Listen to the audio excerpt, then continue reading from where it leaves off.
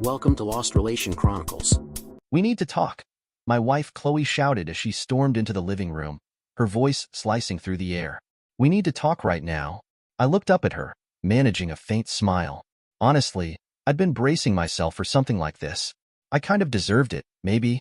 Well, got anything to say for yourself, Colin? She practically shrieked when I didn't respond. Cat got your tongue? No, sweetheart, I replied, doing my best to keep calm. What's going on? Oh, you know exactly what's going on. You cheating a hole. Chloe shot back, her eyes blazing. I just got off the phone with Linda. Well, there it was. Hearing Linda and cheating in the same breath left little to the imagination. Linda was one of her best friends, and like my wife, she was stunning. But with legs that went on forever and a figure that was maybe even a little more tempting. I'd admired her for years, though I'd never imagined actually crossing that line. Until recently. Oh, that was all I managed to say, though it felt ridiculously inadequate given the situation. So you don't deny that you slept with her, then? Chloe demanded, her voice icy and sharp. Would you believe me if I did? I ventured, without much hope. Of course I wouldn't believe it, you idiot, she growled back. So, no point in me denying it, I mumbled, avoiding her gaze. What did she tell you? Everything. She told me everything. Everything? I repeated with a strained smile. Did she mention how many times she screamed my name? How she reacted when I— Shut up, Colin, she screeched, her face flushing. It's bad enough already, and you're going to pay for this? I'm guessing I'm not going to like that, am I? Damn right you won't, she continued, her voice trembling with anger. If you think you can mess around on me, then I can do the same. What? I exclaimed, though I couldn't pretend her reaction was unexpected. You don't mean. That's exactly what I mean. You cheating jerk, she cut in. You slept with another woman. So I'm going to sleep with another man to get back at you. Maybe more than once. Either you accept it, or I'm talking to a divorce lawyer first thing in the morning. I guess you're not leaving me much choice, sweetheart, I said, acknowledging the corner she had me in. Damn right I'm not, Chloe replied, a triumphant smile spreading across her face. All right then, Chloe, I muttered just loud enough for her to hear. I admit it. You've got me. I'll go with the divorce option.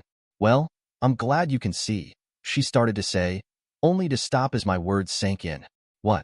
What did you just say? Divorce, I repeated, more firmly. I'll go for the divorce option. But you can't, she replied, her tone suddenly uncertain.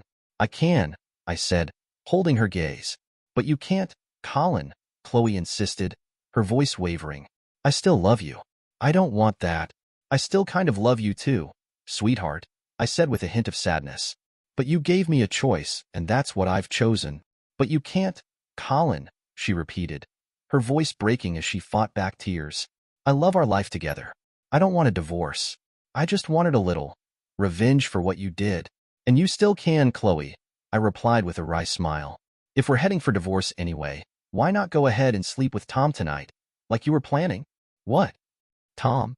How did you? Chloe stammered, shocked and utterly bewildered. Yes, Tom from work, I said, pressing forward. That's who you were planning to get back at me with, wasn't it? Well, she replied hesitantly, her voice shaky, I guess. He might have been the one I had in mind. I certainly hope so, Chloe, I said, wagging my finger at her. I really hope he's the only one you've been seeing behind my back for the past couple of months. A couple of months? Chloe choked, tears springing to her eyes. How could you know? How could I know? I cut in, giving her a look. You started wearing shorter skirts to work, coming home later and later. You went from wanting sex 3 or 4 times a week to barely once in a while. You come home with your shirt barely buttoned, no bra in sight, and I'm supposed to believe you're just having an extra long day at work. Oh, Colin, honey, she began to cry in earnest. It's not what it looks like. We haven't even slept together. I love you. Chloe, I said, keeping my voice steady, I need you to know I put a recorder on the phone. I've listened to your calls with him, so yes, I know you haven't gone all the way. I paused, watching her face fall further, the tears brimming as she realized the full extent of what I'd discovered. And one of the conversations I heard was with Linda, on Tuesday, I continued, watching her wince as I spoke. Smart move, convincing her to seduce me so you'd have an excuse to go after Tom. But here's the thing, Chloe. I saw it coming, but you went through with it, Colin, Chloe said, her voice trembling. Damn right I did. I chuckled. I've always had a thing for Linda, And let me tell you, she didn't disappoint. Who knows? Maybe I'll even have another round with her once all this is over. But doesn't that make us even? She pleaded, her tone edging toward panic. Can't we just drop the talk of divorce? Maybe, I said, stroking my chin as if considering it. But here's the deal. Are you willing to call Tom's wife right now and tell her exactly what you two have been up to? Oh God, Colin.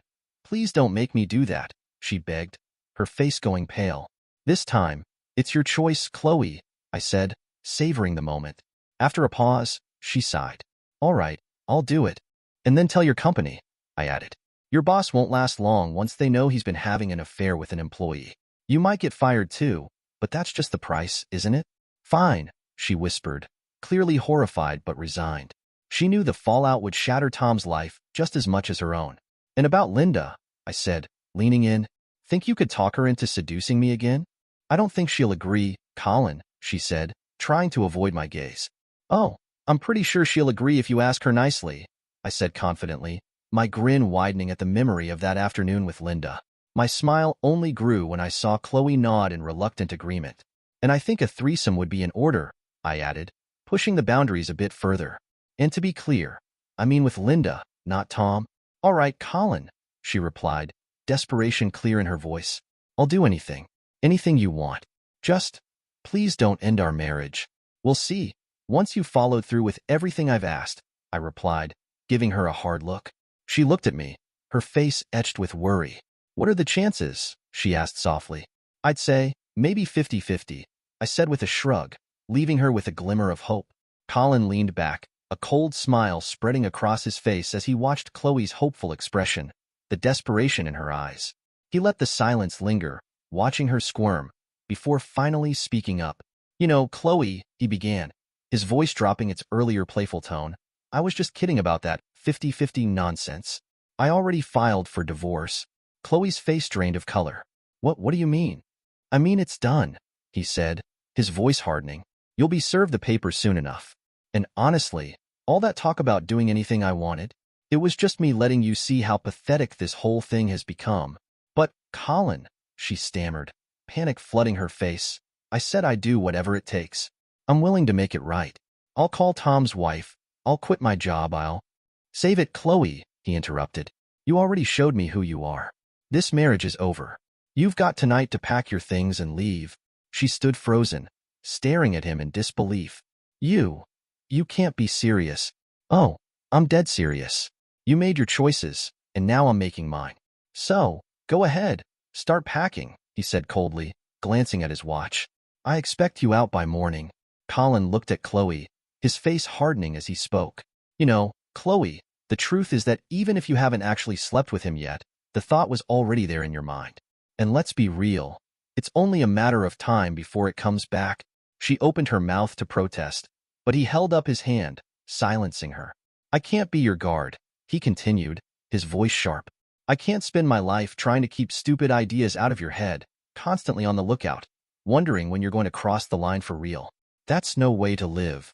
But, Colin, I swear, I can change, she said, desperation filling her voice. He shook his head. I've made up my mind. Better to end this now than be on edge for the rest of my life, wondering if or when you'll do this again. Tears welled up in her eyes as she tried to find the words, but Colin wasn't swayed. I'm done, Chloe. I've already filed for divorce. You'll be served the papers soon, so I suggest you start packing your things. He watched her face crumble, but his resolve didn't waver. I want you out by morning. Then, without another word, he turned and left the room, leaving her to face the consequences of her choices. When Chloe was served with divorce papers, her initial shock quickly turned into a desperate fight to salvage the marriage. She pleaded with Colin, promising to change, to do whatever it took to regain his trust. She reached out to family and friends, seeking their support and convincing him to give her a second chance. Chloe even pushed hard for marriage counseling, hoping that a professional could help them work through the betrayal and bring them back to the place they once were. Colin, however, was unmoved. For him, the damage was irreparable. He felt that he could never truly trust her again, and that the thought of staying in the marriage would leave him constantly questioning her actions and motives. Her promises, apologies, and even her tearful pleas left him cold. He had made his decision, and his mind wasn't going to change. Over the next 3 years, The divorce process dragged on, complicated by Chloe's refusal to accept that it was truly over. She contested nearly every detail, hoping that by prolonging the process, Colin might reconsider. She tried to remind him of their shared history, the good times they'd had, and even appealed to his emotions, at one point writing him a long letter outlining everything she loved about him. But Colin's resolve never wavered. Chloe tried counseling on her own, working through her feelings and trying to address the issues that had led her to the brink. She hoped that by becoming a better version of herself, she could win Colin back. In the meantime, Colin maintained his distance, choosing to live his life independently, away from her influence. Finally, after over 3 years of emotional battles, legal standoffs, and futile attempts at reconciliation, the divorce was finalized. Colin walked away, feeling a sense of closure, while Chloe was left to rebuild her life without him. The long fight had worn them both down, but for Colin, it was a necessary step to regain his sense of peace and move forward without looking back. Now let's check the second story. Oh Jesus, Alex. None of us saw that coming. I looked up at Bill, who I'd worked alongside for the past 10 years, desperately fighting back tears. It changes nothing, I said, trying to keep my voice steady, though it quivered. It changes absolutely nothing. You sure about that, Alex? He asked, a hint of concern in his voice. I'm sure, I replied, glancing over to the other side of the club where Rebecca, my wife of 9 years, was sitting. I'd always considered myself incredibly lucky to be married to a woman like Rebecca, beautiful, with long blonde hair, a toned body, and curves that never failed to take my breath away. I'd fallen for her hard and fast when we first met, and within 6 months, we were married. Over the years, my love for her only deepened, and I was confident she felt the same way about me. That was, until now. What I'd just witnessed had thrown all that into question. With Bill trailing behind me, I walked over to where Rebecca was sitting, laughing and playfully squirming on some guy's lap as he touched her freely, enjoying every moment of it. That son of a... that betrayal. I started to move toward them, but Bill grabbed my arm, stopping me with the warning that I needed to think twice about my next move, especially considering the 7 huge men sitting at their table. He was right. The 7 men in question were the White Twins and their notorious crew, the most feared and ruthless criminals in South London. They were not the kind of people anyone with any sense would want to provoke. Maybe you should step back, Bill advised, his voice low. This isn't even close to over. As he spoke, 3 more young women approached the group, and the guy who had his hands all over my wife, Rebecca, slapped her sharply on the backside and passed her off to another one of the gangsters. The 3 new women spread out among the rest of the men, and within moments, all 4 women were being kissed and groped by the 7 of them. I felt an icy hand clutch my chest as I watched one of them slip his hand under Rebecca's top. Shit. I wasn't sure how much longer I could take it. She was supposed to be at her sister's tonight. I croaked, my voice breaking. I could hardly believe what I was seeing. Out of all the places we could have picked, it had to be this damn club. People at other tables began to turn and look as 2 of the thugs started undoing one of the girls' dresses. Before long, a small crowd had gathered, watching the unfolding scene. It was then that I recognized the woman, now in nothing but a bra and panties, as Nancy, Rebecca's sister. So, this was the life they'd been leading for the past year or so, was it? Twice a week, no less. Ever since her sister's husband had divorced her after catching her in bed with 2 other men. Why hadn't I seen the signs? Why hadn't I suspected anything? Why had I been so naive, giving her so much freedom? I could barely process what I was seeing when Rebecca was lifted up onto the table, encouraged loudly to dance. The man I recognized as Tim White slid his hand under her short skirt, stroking her bare thighs. And did she stop him? Of course not. Rebecca just kept dancing, a sensual smile on her lips as she leaned toward Tim, moving across the table to invite him to touch her more. I was on the edge of losing it. The urge to throw up was overwhelming, but I fought it back, doing my best to keep my stomach in check. Bill, noticing I was about to collapse, grabbed me to steady me. You had no idea, Alex? He asked, his voice filled with disbelief. None at all, I whispered, the truth sinking in like a stone in my gut. A couple of onlookers tried to join in, but they were quickly pushed back and punched in the face. One man, foolish enough to fight back, was dragged off to the back, likely in for a beating. By then, Rebecca and another girl, a slim redhead, had been lifted onto the table together. They started dancing provocatively, laughing and enjoying themselves. Soon, they had undone each other's dresses and were dancing topless, flaunting their bodies to the small crowd, who cheered them on.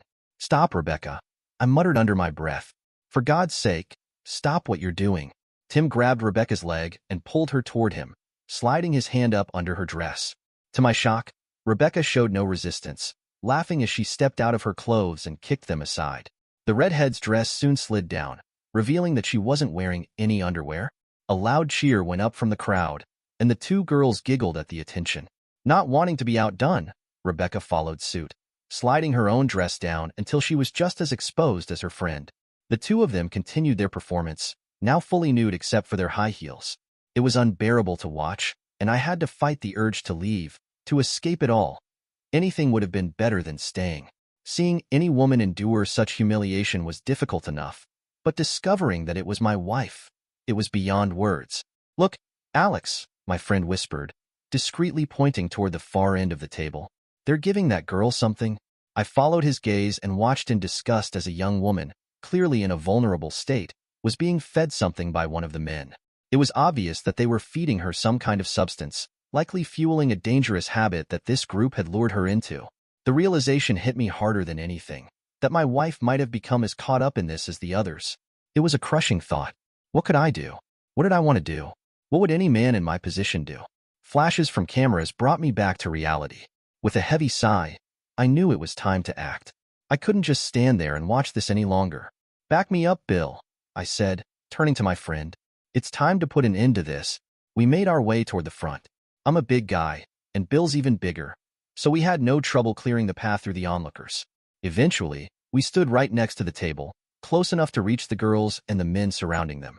One of the thugs, noticing us, growled, "Keep your distance, a-hole. You can watch, but don't touch. If you do, I'll break your neck." I ignored him and called out to my wife. "Rebecca," I shouted, my voice sharp with disbelief. "What are you doing?" At that moment, Rebecca, along with at least one other girl, was kneeling, and my words seemed to fall on deaf ears. So, I acted. When her back turned to me, I steeled myself and gave her a hard slap on the backside. She screamed in surprise. She screamed, but not as loudly as the man who had been with her. I wasn't sure what he felt, but I imagined he wouldn't be in a rush to experience it again anytime soon. She spun around, ready to yell at me. "You idiot, what are you?" But then she stopped, as if realizing who had slapped her. The look on her face was priceless. Shock, confusion, and shame all mixed together in those brief seconds. Then, chaos erupted. "I warned you, a-hole," the man in front of me shouted, launching himself toward me. But he never got the chance to land the punch. I hadn't mentioned my friend Bill, though. Bill stepped in, catching the guy's punch and quickly neutralizing the threat with one of his own. The crowd, sensing things escalating, quickly scattered, but a few remained, closing in on us. "All right, boss," a voice said from my left. "Let's take them." Tim and his brothers were furious, pushing the women aside in their rush to confront us. I barely had time to pull out my badge, but I managed to get a few words in. "Tim White," I shouted. "You're under arrest for prostitution, drug trafficking, and—" Before I could finish, he lunged at me, but it didn't help. The plainclothes officers who had been in the crowd with us quickly restrained him. By the time the uniformed police arrived a minute later, the fight had already been subdued, and they quickly handled the rest of the situation. Bill and I stood back, watching as the group of disgruntled people in front of us began to disperse. "Detective Inspector," the uniformed sergeant asked, his tone cautious. "What should we do with the women?" "Take them all in," I said firmly without hesitation. "Book them all." "What for?" he asked, now aware that one of them was my wife. "Prostitution, lewd conduct, anything you can charge them with," I growled. "Throw the book at them." Bill and I stepped back as a line of handcuffed gangsters was escorted to the waiting police vans, with the women trailing behind, looking defeated. As my sister's wife passed by, she spat in my direction. It wasn't a good shot, but then, we'd never really gotten along anyway. "Alex, please, Alex," my wife begged as she was led by. "Please don't let them take me away. None of this is what it looks like." I glanced at her and smiled coldly. She'd somehow been shoved back into a dress that didn't fit her well, revealing more than it should. Her figure was on display in a way that reflected everything I'd come to understand about her. "What was it tonight, honey?" I snarled. "A Tupperware party at your sister's?" "No, Alex," she sobbed, tears streaming down her face. "Just let them let me go, and I'll explain everything. Tell it to the judge," I responded coldly. Then, turning on my heel, I walked out of the club, Bill following closely behind, and headed back to my empty house. Another dirty job completed. Alex had always been a man driven by justice. As a detective, he was relentless in his pursuit of criminals, especially those like Tim White, a notorious drug dealer whose operation had been running in South London for years. The pressure was mounting on Tim, as Alex's investigation had begun to get dangerously close to uncovering his network. But Tim, ever resourceful, had anticipated the danger and decided to take a more personal route to protect his business. Knowing that Alex had a soft spot for his wife, Rebecca, Tim devised a plan that would cripple Alex's ability to continue his investigation by exploiting the one weakness that could destroy his resolve. Rebecca, a woman who had always been independent and somewhat careless in her choices, became an easy target. It started with Julie, Rebecca's sister. Julie had already been entangled in Tim's world, a consequence of her failed marriage and an escape from her own misery. Julie had become a willing participant in Tim's operations, and it was she who first introduced Rebecca to the dangerous allure of the club where Tim's gang frequented. At first, it seemed innocent enough. A girls' night out, a few drinks, a bit of fun. But once Rebecca was inside that world, it was hard to step back out. Tim knew exactly what he was doing. He lured Rebecca into the club, where she'd find herself surrounded by men whose intimidation was masked by a false sense of luxury and excitement. At first, the drugs were subtle. A pill slipped into a drink, a line of powder passed casually between friends. But it was enough to hook Rebecca, to get her dependent, to take away her willpower and make her complicit in the chaos that was unfolding. Tim's plan was simple but effective. By getting Rebecca addicted to the drugs his gang distributed, he could ensure that she would be too distracted, too consumed by her own needs, to even consider the consequences of her actions. The more dependent she became, the more likely she would be to keep Alex in the dark about what was really happening. And with her own life spiraling, Alex's investigation would be the furthest thing from her mind. As the drugs took hold of her, Rebecca became more and more a part of the world she was supposed to be avoiding. Her behavior grew erratic, her judgment clouded by the substances she was regularly consuming. The more she gave in, the less she cared about her marriage, or the husband who was on the verge of taking down the very men who were controlling her life.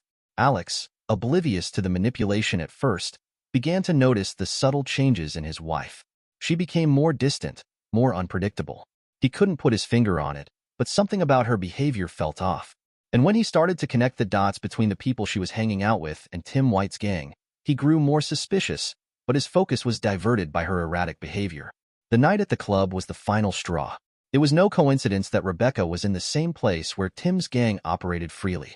It wasn't just about getting Rebecca to give in to the lifestyle. It was about humbling Alex, making him powerless.